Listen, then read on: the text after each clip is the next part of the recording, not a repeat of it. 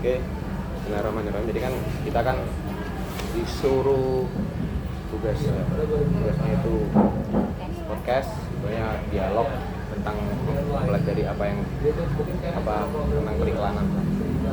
Jadi saya Ahmad Zaki Zakaria dengan NIM 25107030104.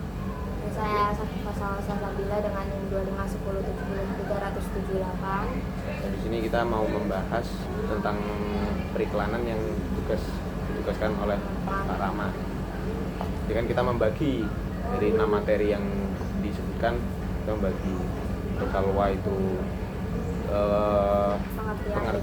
pengertiannya iklan, definisi iklan, apa unsur-unsurnya, ya kan, dan tujuannya. Dan saya itu iklan yang efektivitas iklan, dan juga apa yang membuat iklan itu dianggap baik secara komunikasi, dan juga contoh-contohnya ya dari Salwa. Kalau dari aku ya, aku kan disuruh untuk pengertian dari iklan.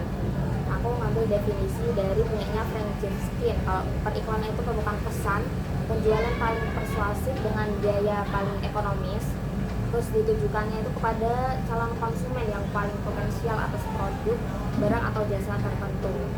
Jadi kayak ini tuh untuk produk jasa barangnya ini untuk siapa yang dia itu benar-benar ada potensial untuk membutuhkan, untuk membeli.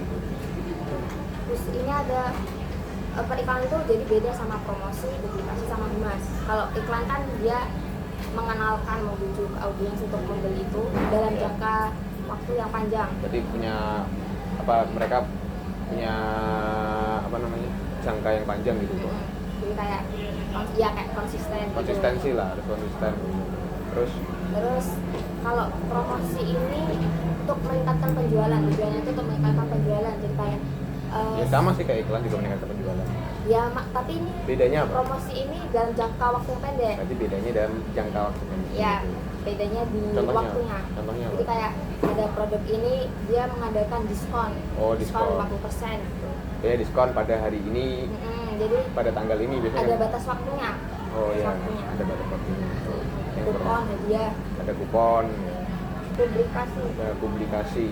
Publikasi itu menyebarkan informasi. Bagi publikasi secara umum sih, yang penting mengasih informasi kepada khalayak kan, tentang lembaga ini atau tentang produk kita gitu. Itu namanya publikasi, dan tentang mempublikasi. Ya itu melalui artikel bisa. Jadi kalau contohnya itu. Kalau iklan kan dia kan berbayar ya. Oh iya. Ya kan, iklan itu ada bayarannya gitu. Promosi berbayar nggak? Promosi ya. Berbayar. Bayar. Ya, kalau publikasi ini nggak berbayar. Publikasi nggak berbayar, jadi free biasanya kita kayak gitu. Yeah. Terus di artikel, bikin di medsos, apa gitu. Nah, itu yang nggak berbayar berarti itu publikasi. Kalau humas itu dia membangun citra dengan baik dengan publiknya. Pokoknya intinya membangun citra. Iya, membangun citra. Menggiring opini publik supaya membangkitkan citra. Produk tersebut tuh bagus gitu ya. Oke. Ada tujuan iklan. Nah, tujuan iklan ini secara umum ya, itu ya dia mengenalkan produk, memberikan informasi tentang produk tersebut, terus dia itu juga untuk membujuk konsumen, meningkatkan selling, untuk mengaruhi audiens untuk membeli produk tersebut atau menggunakan jasa tersebut. Itu tujuannya. Nah, fungsinya ini dia tuh fungsinya memberikan informasi. Iklan itu memberikan informasi, terus mengajak. Yes. Nah, ini fungsinya juga iklan meningkatkan penjualan. Jadi meningkatkan selling. Ya. Dia juga memberikan nilai tambah bagi merek. Jadi kayak mempengaruhi pandangan konsumen.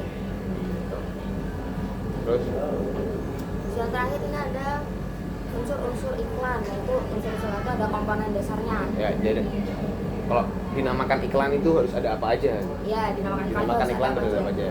Jadi dalam iklan itu harus yang pertama ada message-nya, ada pesannya. Ada pesan. Ya, isi yang disampaikan. Nah, pesannya itu harus jelas, menarik, dan paling penting itu relevan dengan kebutuhan audiensnya.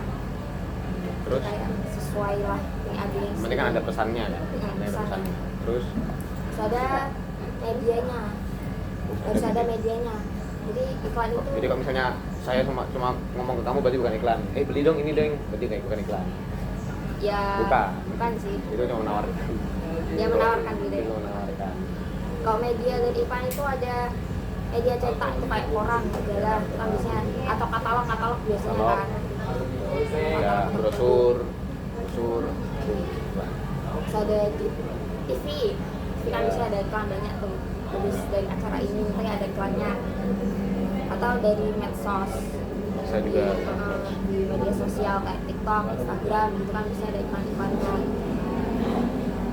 Terus ada iklan itu harus ada halayaknya, audiensnya, jadi ada target pasarnya.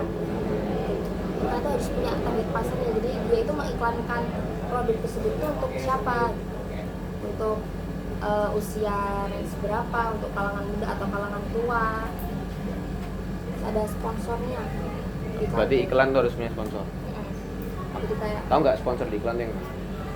sponsor di iklan, Contoh di iklan TV deh. sponsor ya dari perusahaan. Jadi misalnya gini, ada mie sedap pasti di akhirnya disponsori oleh Wings Food. Ya itu kayak induknya gitu kan. Ya, ada Wings Food. Terus kalau misalnya di Aqua dan lain-lain tuh ada Unilever. Itu salah sponsornya mereka. Ya, jadi kayak perusahaan induknya lah. Terus iklan itu harus ada tujuan komunikasinya. Iklan ini tuh ya sama kayak tujuan iklan in general gitu. Jadi dia harus untuk apa iklan itu? Untuk meningkatkan kesadaran awareness konsumen. Contohnya kan kalau misalnya mengiklankan sebuah sekolah gitu, ya supaya menambah siswa, Ya. Ya untuk meningkatkan, membujuk, persuasi, membentuk citra positif ya. dan mendorong tindakan. Mereka harus melihat untuk mengajak audiens untuk melakukan membeli. tindakan, tidak hanya Membeli atau membeli, memakai. mendaftar menggunakan jasa mereka dan lain-lain sebagainya. Ya. Bahkan kalau cuma ada di Instagram itu kan download sekarang, mereka hanya iklan mereka cuma untuk supaya kita audiens mendownload aplikasi mereka, Itu mendownload terus download. itu iklan mereka tuh. Terus kalau dari materi yang saya cari itu kan ada efektivitas iklan.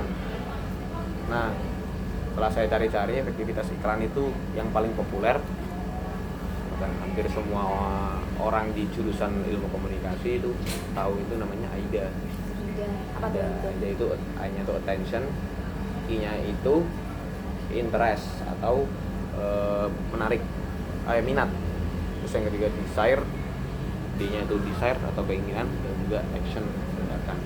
Jadi iklan itu yang efektif itu harus punya 4 itu. Yang pertama itu attention, iklan harus mampu menarik perhatian.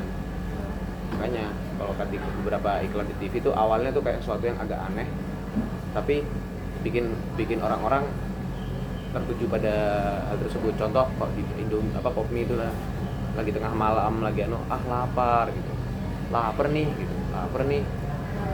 terus jadi untuk attentionnya itu di situ. Itu contohnya kalau di Popmi.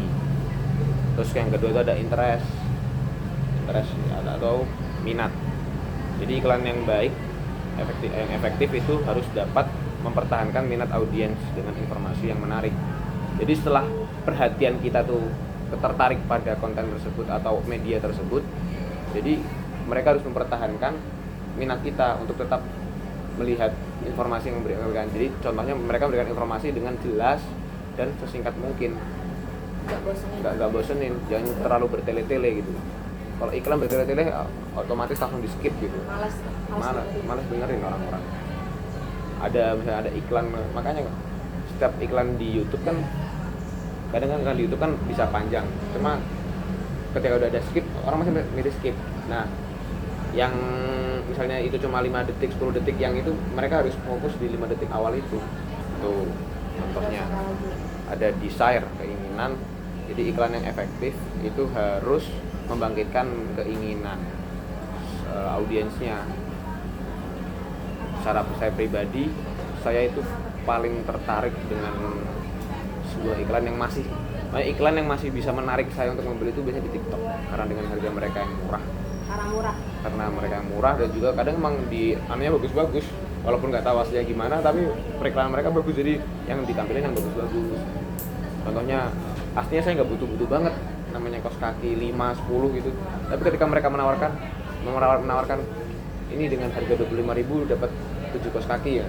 Saya yang biasanya beli kaos kaki cuma 10.000, 12.000 yang umumnya itu mahal, ketika melihat itu tertarik, apalagi ada free ongkirnya dan lain-lainnya, pasti marketingnya itu bagus, jadi membangkitkan keinginan kuat. Jadi banyak yang aslinya nggak pengen beli, tiba-tiba pengen beli. Banyak orang yang mikirnya ini aslinya nggak butuh banget aslinya, tapi ketika mereka iklan yang bagus tuh bisa membangkitkan keinginan mereka. Oh ternyata kayaknya butuh deh. Terus yang terakhir, iklan yang efektif itu harus ada actionnya. Actionnya tuh ada tindakan. Jadi mereka tuh harus menarik tindakan. Iklan harus mendorong audiens untuk melakukan tindakan spesifik. Contohnya membeli, mendaftar. Makanya kalau di brosur ada daftar sekarang. Kalau di iklan produk yang dibeli ya biasanya beli sekarang gitu. Kalau di yang aplikasi yang ya download sekarang. Jadi ada actionnya, ada tindakannya yang spesifik yang bakal dilakukan oleh audiens. Gitu. Jadi itu efektif, dan tadi udah ada contoh-contohnya kan. Terus apa sih iklan yang dianggap baik gitu? Iklan yang dianggap baik secara komunikasi itu yang saya pelajari ada 3. Jadi iklan yang baik secara komunikasi itu ada yang salah satunya relevansi emosional yang tepat. Jadi mereka harus emosional iklan itu harus tepat ke audiensnya. Nggak mungkin mengiklankan rokok kepada orang-orang yang sudah tua, yang sudah sakit. Pasti mengiklannya kepada orang-orang yang masih sehat. Nggak mungkin menjualkan bubur bayi kepada bayinya langsung, walaupun itu yang tetap makan tetap bayinya, soalnya bayi nggak bakal beli. Nah, pasti mereka naik ke rata-rata ke ibunya.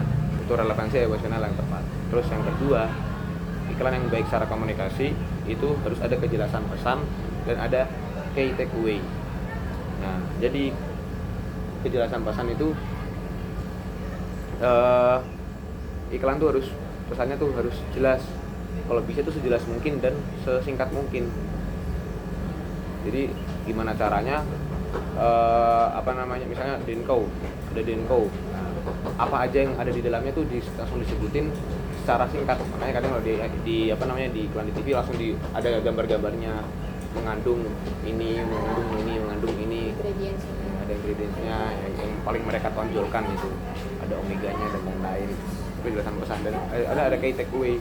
Itu adalah biasanya kita mengenai USP atau unique selling point. Nah, di rata-rata produk itu kita langsung punya key takeaway. Jadi contohnya ketika kita mendengar ada yang namanya mineral yang ada manis-manisnya, pasti kita langsung mikirnya itu mineral. Cintai ususmu dengan minum Yakult. Padahal aslinya nggak harus minum Yakult untuk mencintai usus itu. Cuma mereka menggunakan key takeaway itu, jadi orang-orang bakal ingat. Walaupun kita nggak sering beli, jadi kita tahu, orang-orang bakal ingat. Jadi ikonik gitu. Nah, itu iklan yang efektif lah secara komunikasinya, yang dianggap baik lah secara komunikasi. Terus yang ketiga, iklan yang baik itu harus punya kredibilitas dan juga konsistensi jangka panjang. Nah, kredibilitas itu apa? Salah satu kejujuran. Jadi iklan nggak boleh membohongi publik. Walaupun mereka melebihkan semua produk mereka supaya orang beli, tapi tidak boleh sampai membohongi secara berlebihan, menipu. Contoh yang kemarin viral itu kan Aqua itu mereka iklannya dari pegunungan, air dari pegunungan. ternyata setelah ada pejabat publik yang ke sana, ternyata dari sumur bor itu banyak yang protes ini sebagai penurunan sebagai perusak kredibilitas Aqua gitu. Ya juga eksistensi panjang, nggak mungkin iklan di TV itu cuma 1 minggu 2 minggu, pasti paling dikit 3 bulan. Mereka punya punya jangka panjang, tidak mungkin hanya mengiklankan di TV cuma 1 minggu 2 minggu. Udah itu aja dari kami hasil diskusi podcast ini. Terima kasih. Assalamualaikum.